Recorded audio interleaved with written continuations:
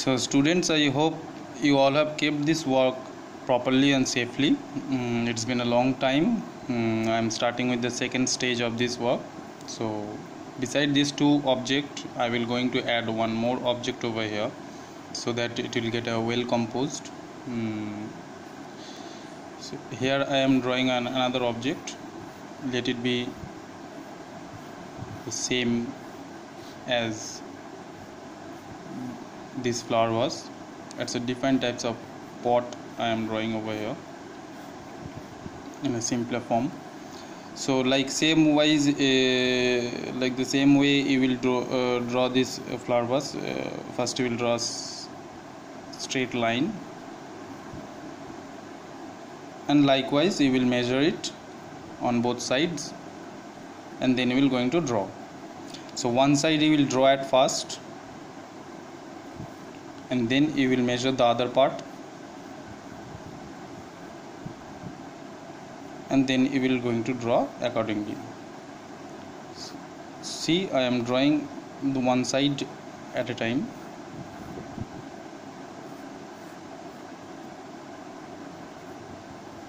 So this object is in background. So one thing you have to keep this thing in your mind, that while drawing anything for any composition, so this is a type of composition. So still life is also a composition, and whatever you draw, that is also a composition.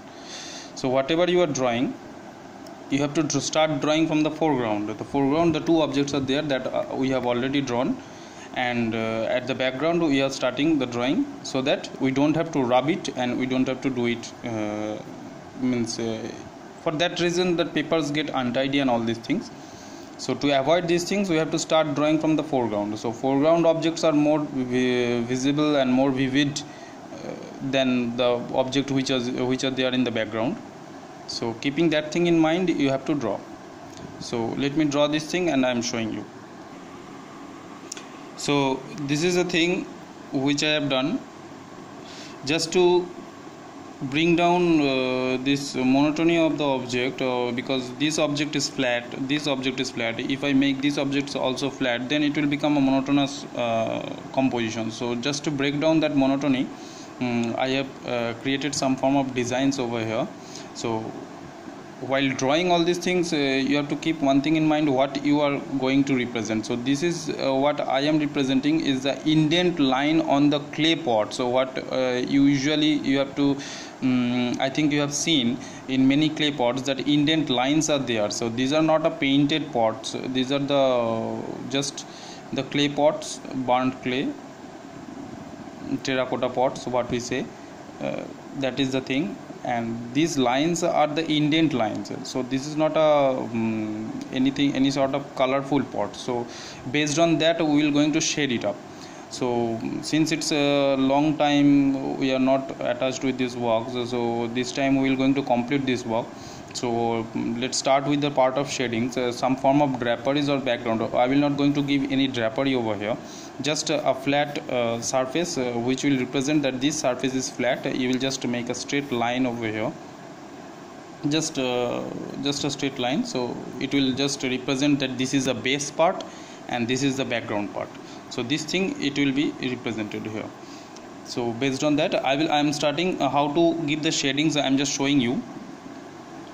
The pencil should be pointed. See,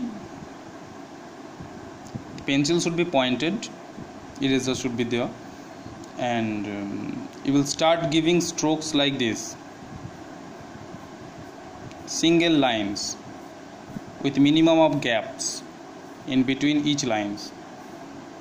We'll start with lines like this.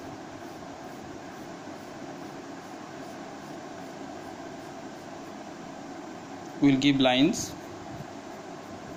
all over the area.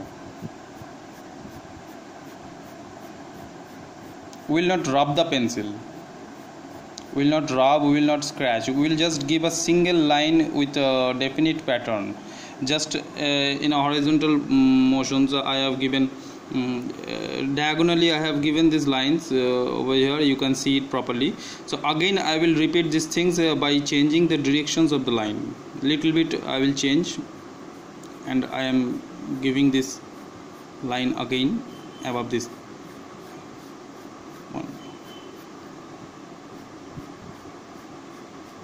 So while giving the shadings, we have to keep one thing in mind, that this object is a round object. So when an object is round in shape, there must be some highlight area where the light will be extreme, and the other part will gradually become darker as it go away from the light source.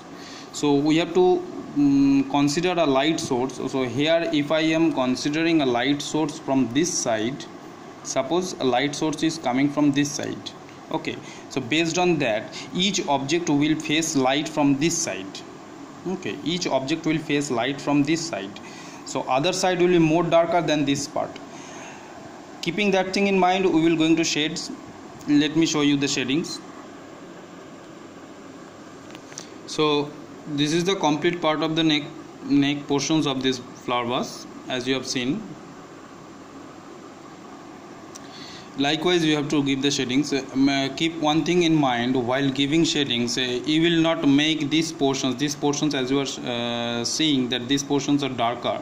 So I have not make this part dark at one time.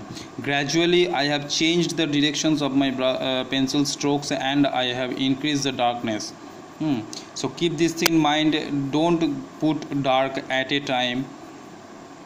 Try to increase this dark gradually and slowly.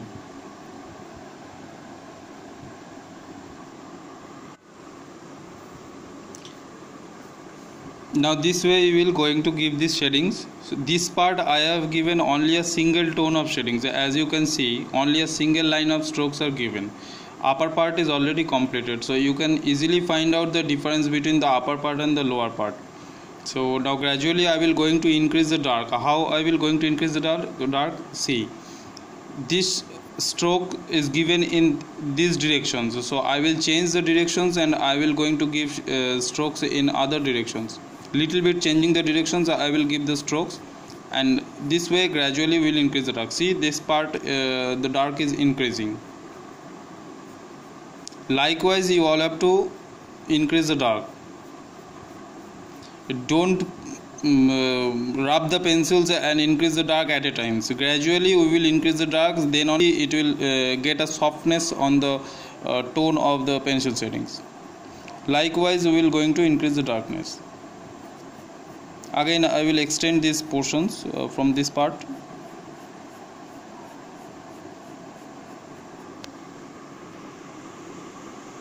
Now this is the completions of your flower vase. This is how it will look like. Now these are the highlight part which I have done by using eraser. Like this I have erased like these portions, and then again I have smudged it with small strokes, very lightly. I have applied on the corners, and this thing is done. So likewise, the two other objects also we have to do. I am not showing in details, I am just showing you the complete shadings, and I am just showing you. Wait, again I am showing you the first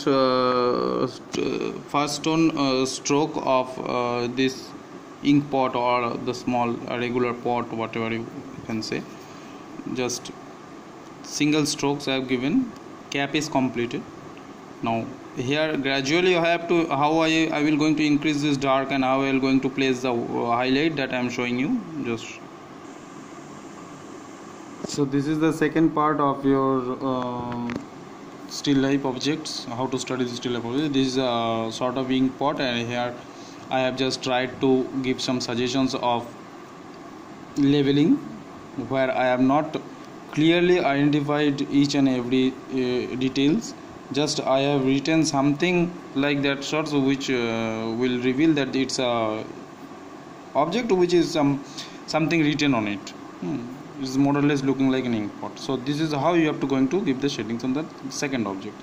Now I will start with the third one I am showing you. Now this is the basic structures of this flower pot. Now above this I will going to define this decorating part and all these decorations parts, all these motifs and all these decorations. So how I will going to do that, and I am showing you. So these are the three objects type of shadings I have shown here.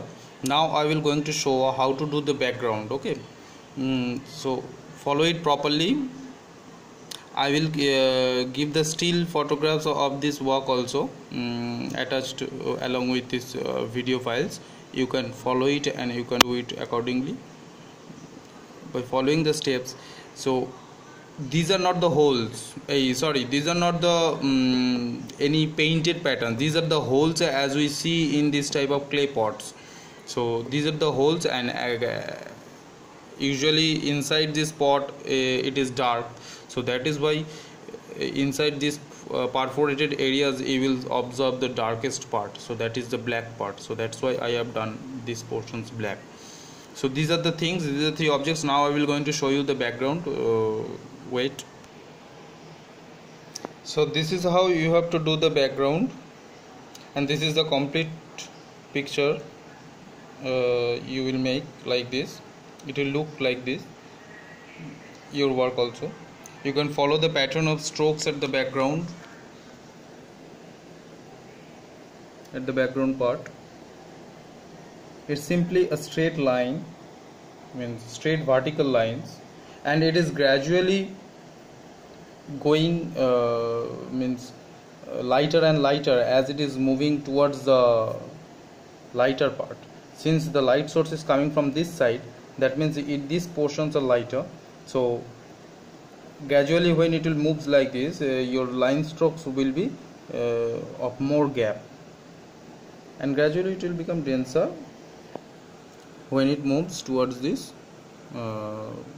against the light. Here also in the floor area, means in the base area, here also it will be more darker. Here you are not getting, actually it is shining too much, that is why it is looking like this. Actually it is totally dark, these portions. This is the horizontal lines. So like this way you have to complete the whole work, and you have to submit to me. You can message me anytime if you are having any problem. My number is there. I will going to give this my number, give my numbers along with this assignment.